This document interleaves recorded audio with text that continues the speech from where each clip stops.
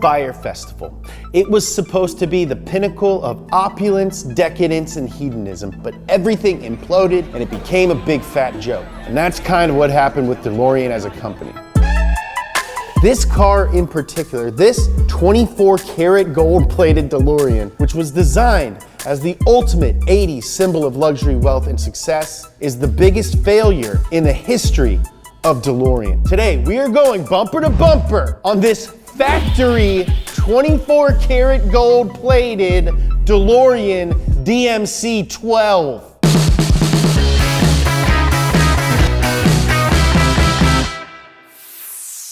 We've had some amazing cars on this show, but this is the rarest car that we've ever featured. It is a 1981 DeLorean DMC 12. Now, they only made like 9,000 DMC 12s. But this one is very special. It's one of only 3 in the world that's covered in genuine 24-karat gold plating straight from the factory. It's the perfect metaphor to describe John DeLorean and how he ran his business. On the outside, it's a shiny, attention-grabbing future car, but on the inside, it's underpowered and ready to break down at any moment. But the thing is, everything should have worked out for DeLorean. He knew how to run a company. He knew how to make a great car. He had a great idea to build the world's first ethical sports car, a safe, fuel-efficient, and long-lasting alternative to the gas-guzzling sports cars of the time. So how did we end up with this? When John DeLorean worked at GM, he was a dynamo. DeLorean designed the Pontiac GTO, the Firebird, and the Grand Prix, as well as the Chevy Cosworth Vega. DeLorean commissioned famous Italian designer Giorgetto Giugiaro to draw up the plans in the 70s. This dude designed everything from Fiats to Saabs to my favorite Volkswagens, literally hundreds of cars. He designed the Mark I Golf and the Mark I Scirocco, so naturally, I wish he was my grandpapa. Si, papa.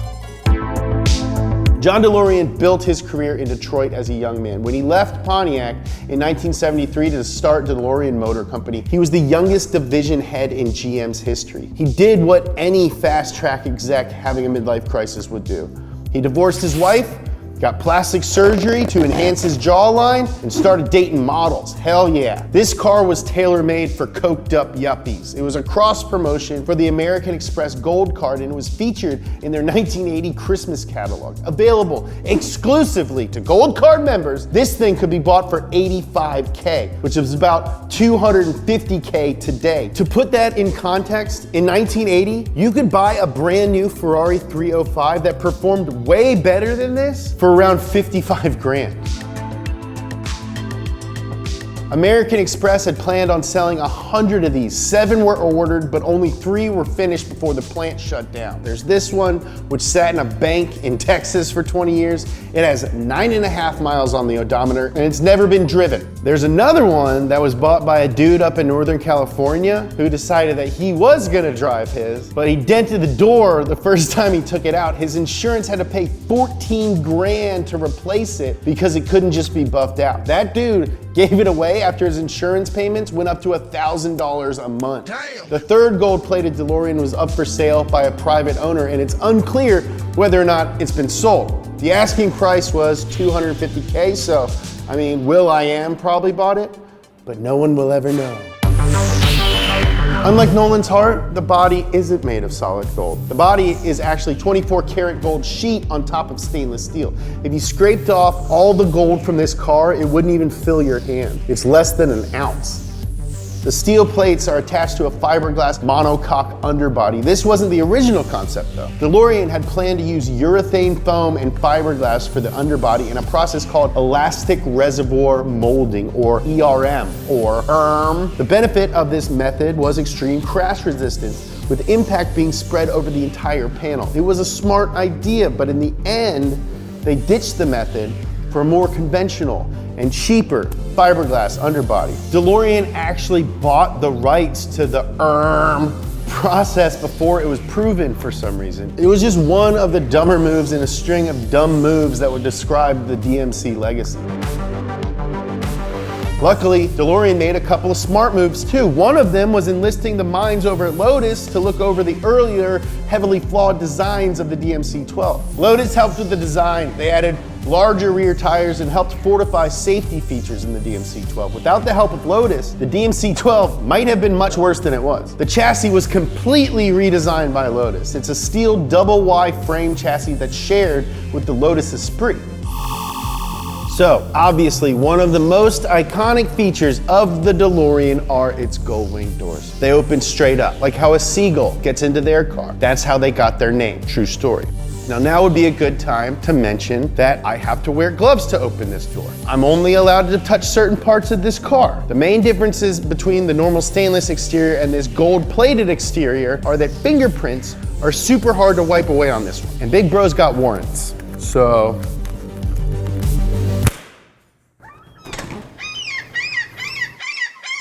one common misconception is that these doors require a larger clearance to open, making them useless for cramped parking lots, but that's actually not true. They only require 11 inches of clearance to fully open, which is less than a normal car needs to open. So, F you haters. One thing that's pretty cool is that even the inside of the door is gold plated. And they use gold screws on the door panels. Nice attention to detail, in my humble opinion. Despite some small victories, the DMC-12 was still a huge failure, whether it's covered in gold or not. To understand how broken DeLorean's system was, you have to understand the circumstances in which it was built. The original DMC-12s were made in a factory in Dunmurry, Northern Ireland, a suburb of Belfast. If you don't know, Northern Ireland in the early 80s was at the epicenter of a bloody conflict between loyalists who wanted Northern Ireland to remain part of the UK and nationalists, aka the IRA, who wanted it to be part of Ireland proper. Listen to Sunday Bloody Sunday by U2 to learn all about it. Long story short, it wasn't the ideal situation for a blooming new car company. The location of the factory had an adverse effect on DeLorean's price model. The DMC-12 was named that because DeLorean wanted to sell them for $12,000. But the added cost of shipping them across the Atlantic meant that if they wanted to make any profit, the cars needed to be sold for 25 grand. You could get a Corvette for $16,000 at the time. So DeLorean was already facing an uphill battle from the moment they entered the market. And let me tell you, I wouldn't want to be stuck in a DeLorean going uphill. You see, this sports car's engine only makes about 130 horsepower. Let's take a look, which is what I would say if I were allowed to open this hood. So I'm gonna rely on the talents of my editor Max to make it look like I am opening the hood and we're putting the engine right there. Whoa! This is a 2.85 liter V6 PRV engine. PRV stands for Peugeot Renault Volvo. It wasn't DeLorean's first choice for an engine. It wasn't even his second choice. He originally wanted to put a 200 horsepower Citroën-sourced rotary into the DMC-12, but that idea got scrapped. The first prototype had a 4-cylinder Citroën, then a Ford V6, and eventually they landed on this leaky PRV. It has a top speed of 110 miles per hour and can do 0 to 60, and get ready for it. Hold on to your seat. Let me know in the comments if you're ready. Hit the subscribe button. You ready? You ready? You sure? 0 to 60 in 10.5 seconds. Woo! The boys over at DMC ran into a big problem when they switched to the PRV. The initial rotary took up a lot less room, so they had to move it back. And then it went from being a mid-engine car to a rear-engine car, and that shifted the weight, causing massive problems with the handling. That was not their only problem, however. The build quality of the DMC-12s was shoddy from the get-go. Inexperienced workers needed to be trained quickly, and immediately production schedules were delayed. Even by the time the factory was on schedule in 1982, they weren't producing enough cars to cover the manufacturing overhead. DeLorean was sinking. He needed to find investment capital quick. And on October 19th, 1982, John DeLorean was busted by the FBI in a sting operation for bankrolling the transport of 59 pounds of blow. Federal authorities finally arrested arrested him earlier this week. A week later, the British government pulled the plug on the DeLorean factory and laid off 2,500 workers. Now, a lot of people say he was framed. I might be one of those people. The big three don't want to see a little guy come up. Why do you think Elon Musk is running into so much trouble, Let's take a look at the interior. This is the only gold DeLorean that has black leather. The other two have brown leather, so that's pretty exciting. I would love to touch this, but alas. The Peterson will not let me sit in this car, but if I could, I wouldn't have a problem fitting. John DeLorean was 6'4" and wanted to make sure that he and the rest of us big boys could sit in his car without having to hunch over. If you're short, it's a little harder to yank the doors closed. So there's this loop that you can pull. It's like a subway loop. All you JDM boys love it. The seats look comfortable. Wouldn't know, can't sit in it. They're tastefully bolstered and the leather looks nice and soft. It's really crazy looking at a car this old with carpet this nice. I don't think I've ever owned a car with carpet this nice. The gauge cluster is pretty basic, but there is one pretty cool thing about it. The door ajar light has gull-wing doors instead of conventional doors. And that's about all I can say from this distance.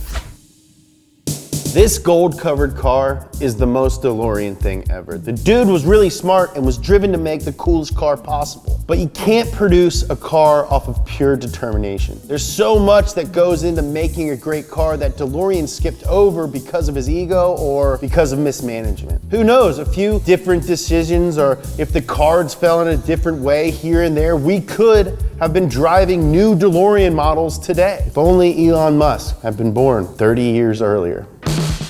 Thank you so much to the Peterson Museum. You like this car, you want to see more cars like this, go to the Peterson. The information is in the description. They're a huge, huge friend of Donut. We couldn't do a lot of this stuff without their support. Thanks for watching Donut Media. If you guys didn't watch it, then we wouldn't get to make it. We got a ton of new shows coming out this summer. To make sure you don't miss anything, hit that subscribe button right down there. If you like this video, let us know by hitting the like button. It's the one that looks like this. Don't click this one because YouTube has a new thing where it just sends a box of dog poop to your house. It's weird. Follow me on Instagram at James Pumphrey. Follow Donut on Instagram at Donut Media. If you want to learn more about DeLorean, check out this episode of my other show, Up to Speed. It's all about the history of cars.